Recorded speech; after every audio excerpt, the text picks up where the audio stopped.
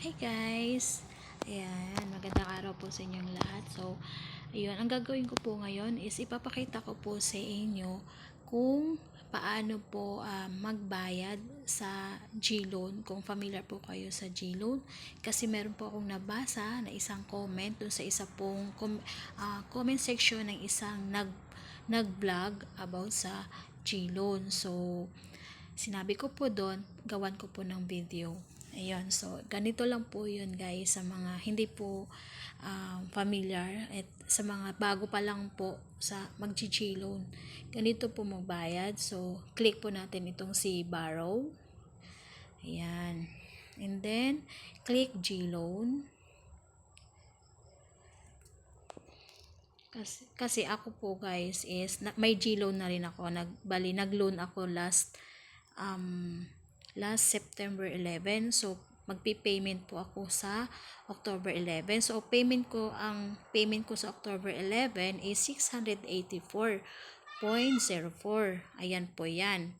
So, kapag na-click ko po itong pay now, ibig sabihin is kahit hindi pa po ako due date today, ngayon is September 20, kahit hindi pa po ako due date, kapag click ko po itong pay now is matik po na mababayaran ko po yung 684.04, pero hindi po muna ako ngayon magbabayad. So, ganun lang po yun guys.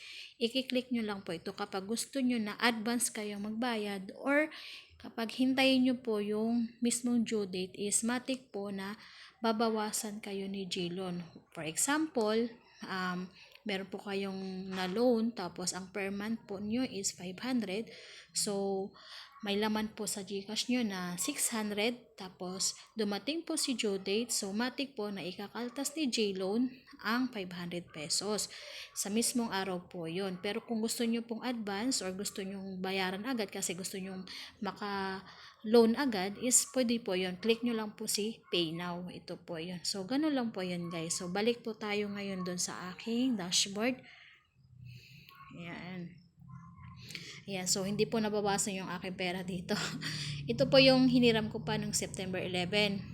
Ang hiniram ko po ng September 11 is 4,000. So, nagamit ko na yung iba. May binayaran po ako. So, iyan po yung natira. So, ganun lang po yun guys. At maraming salamat po. Sana po nakatulong po ang maigsing video na ito. So, please subscribe na rin po kayo sa akin channel at para makatulong din po sa akin, sa aming family. Maraming salamat po and God bless.